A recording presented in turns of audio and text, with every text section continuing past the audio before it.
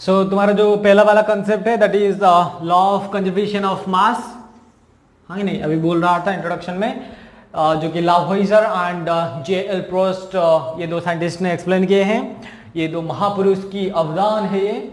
Okay, let's come to the topic. So law of conservation of mass and law of constant proportion, ये दोनों के दोनों laws जो कि laws of chemical combination. So chemical combination होने के लिए, सब कंपाउंड बनने के लिए सारे एलिमेंट जो है कुछ लॉ को फॉलो करके बनते हैं। ये दोनों लॉ बहुत सारे एक्सपेरिमेंटेशन के बाद लावोइजर एंड जे.एल. प्रोस्ट ने एक्सप्लेन किए थे। आज law of conservation of mass and law of constant proportion, ठीक है। तो चलिए देखते हैं कि लॉ ऑफ कंजर्वेशन ऑफ मास क्या कहता है। सो कंजर्वेशन ऑफ मास तो ऑलरेडी 7th 8th क्लास में भी शायद कुछ लाइक CBSE ICSE सिलेबस में आ जाता है, लाइक ICSE में specially. So conservation of mass you must have already idea, like something like literally energy के ऊपर कहा गया था। एनर्जी और mass can neither be created nor be destroyed. Mass और एनर्जी को ना तो क्रिएट किया जा सकता ना ही डिस्ट्रॉय किया जा सकता, वो हमेशा फिक्स रहता है, बस एक फॉर्म से दूसरी फॉर्म में कन्वर्ट हो सकता है, बट एनर्जी और mass never can be created nor be destroyed. Okay, so वही है। It states that in a chemical reaction the sum of the mass of the reactants is always equal to the sum of the mass of the products. मतलब एक chemical reaction में जो भी तुम्हारा reactants है, ठीक है, वो रिएक्टेंट्स का मास का सम हमेशा सेम होगा। तुम्हारे प्रोडक्ट साइड में जो भी तुम्हारा कंपाउंड मिलेगा वो प्रोडक्ट का रिएक्टेंट एंड प्रोडक्ट मींस जो रिएक्टेंट साइड में होता है वो reactant, like literally. Okay, let me give you an example. जैसे कि अगर तुम्हारा हम कहेंगे कि AB एंड ZY मिलकर तुम्हारा रिएक्शन किए, ये दो एलिमेंट है, AB एंड ZY दो एलिमेंट है, लेट्स कंसीडर, एंड ये दोनों मिलकर तुम्हारा रिएक्शन होकर प्रोड्यूस हुआ AZ प्लस BY। तो हम देखेंगे कि ये एक रिएक्शन है, this are the reactants and this are the products. So reactant side में देखो दो एलिमेंट है एंड प्रोडक्ट साइड में एक कंपाउंड, मतलब दो जो भी चीज प्रोडक्ट होकर आए। सपोज ये 7 ग्राम लिए थे तुमने एंड ये 8 ग्राम लिए थे, तो दोनों मिलकर कितना हुए 15। तो जो भी तुम्हारा उस साइड निकलेंगे दोनों मिलकर क्या हुआ, दोनों मिलकर टोटल 15 ग्राम हुए। इस तरह जो भी इस तरफ जो भी निकलेंगे, सपोज ये 3 ग्राम का लखो निकला, AZ वाला चीज निकला 3 ग्राम का एंड BZ वाला तो डेफिनेटली निकलेगा 12 ग्राम का, क्योंकि दोनों मिलकर 15 ग्राम होंगे ही होंगे। ये कहता है लॉ ऑफ कंजर्वेशन ऑफ मास, ठीक है।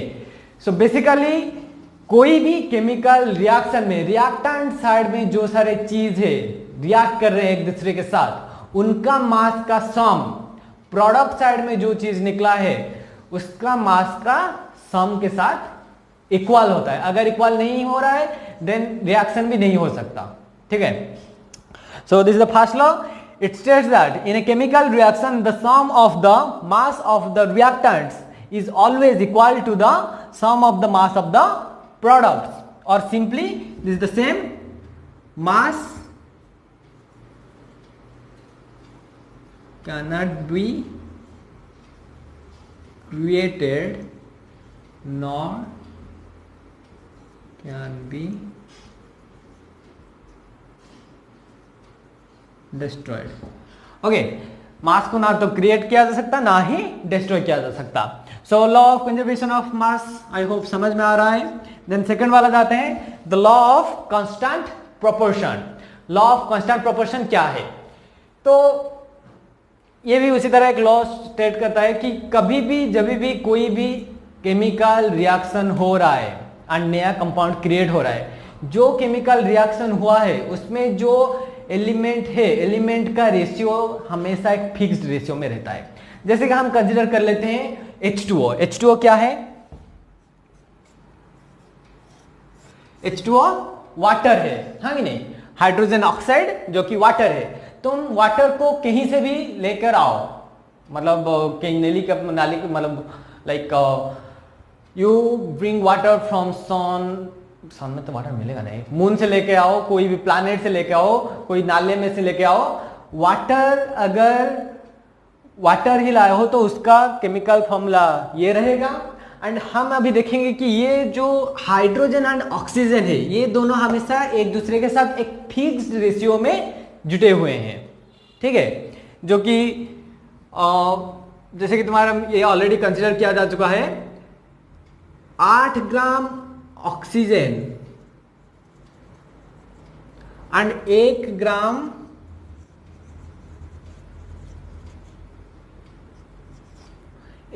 Hydrogen, 8 gram oxygen and 1 gram hydrogen जब जाके मिलते हैं तभी जाके 9 ग्राम ऑफ वाटर क्रिएट होता। एंड ये तभी मिलेंगे जब इतनी रेशियो में रहेंगे, दैट इज 1:8 रेशियो में रहेंगे, तभी जाके उनका कंपोजिशन होगा, ठीक है, उनका मास का रेशियो। सो हमेशा कभी भी कोई भी केमिकल रिएक्शन जब हो रहा है उसमें जो एलिमेंट्स है वो हमेशा एक दूसरे के साथ एक फिक्स्ड रेशियो में मिलते हैं, ठीक है। नहीं कि तुम अगर कहोगे कि मैं 8 ग्राम ऑक्सीजन 8 ग्राम तुम्हारा हाइड्रोजन मिलाऊंगा तो मिलाओ, नो प्रॉब्लम, बट तुम्हारा इस तरफ जो है 7 ग्राम हाइड्रोजन बच जाएंगे। सो लिटरली ये एक फिक्स्ड रेशियो में मिलते हैं, दैट इज ऑलवेज 1:8। सो उसी तरह सारे के सारे केमिकल रिएक्शन बाय मास एक फिक्स्ड रेशियो में एक दूसरे के साथ मिलते हैं। So that is it states that in a chemical reaction the chemical substance that are present or the क्या लिखा हूं, states that in a chemical, 2 बार लिख दिया गया है, in a chemical substance the elements are always present in a definite proportion by mass. In a chemical substance the elements are always present in definite proportion by mass. Definite proportion मतलब वो हमेशा एक fixed ratio में रहते हैं, जैसे यहाँ पर हाइड्रोजन एंड ऑक्सीजन एक फिक्स्ड रेशियो में रहे 1:8। इस तरह और एक एग्जांपल भी ले लेते हैं, ठीक है। सपोज तुम्हारा कंसिडर करते हैं अमोनिया,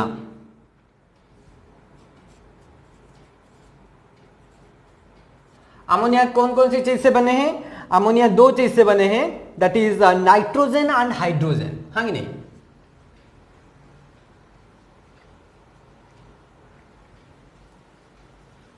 नाइट्रोजन प्लस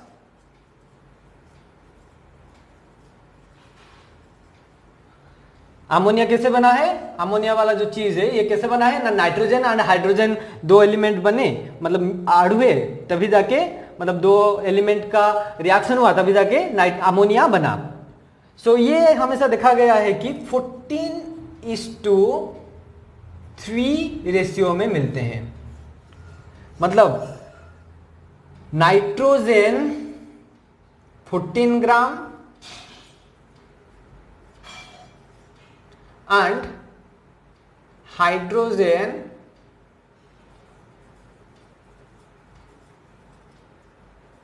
3 ग्राम जरूरत है, तुम्हारा टोटल 17 ग्राम का अमोनिया तभी जाके मिलेगा, ठीक है। सो इनका रेशियो का क्या है, फिक्स्ड रेशियो 14:3। सो कोई भी केमिकल रिएक्शन होने के टाइम पर जो एलिमेंट्स उसमें इन्वॉल्व होते हैं वो एक दूसरे के साथ एक फिक्स्ड रेशियो में एक फिक्स्ड प्रोपोर्शन में मिलते हैं, ठीक है। सो ये स्टेटमेंट अगर समझा जाए प्रॉपर्ली याद रख लो, in a chemical substance the elements are always present in a definite proportion, ये घूमने गया है, in a chemical substance the elements are always present in a definite proportion by mass. उनका मास एक दूसरे के साथ एक डेफिनाइट प्रोपोर्शन में एडिशन होते हैं या मिलते हैं, तभी जाके रिएक्शन पॉसिबल होता है। So these are the 2 laws of chemical combination, law of conservation of mass, law of constant proportion. Hope कि आपको समझ में आया होगा। चलिए जाते हैं सेकंड वाला कंसेप्ट में।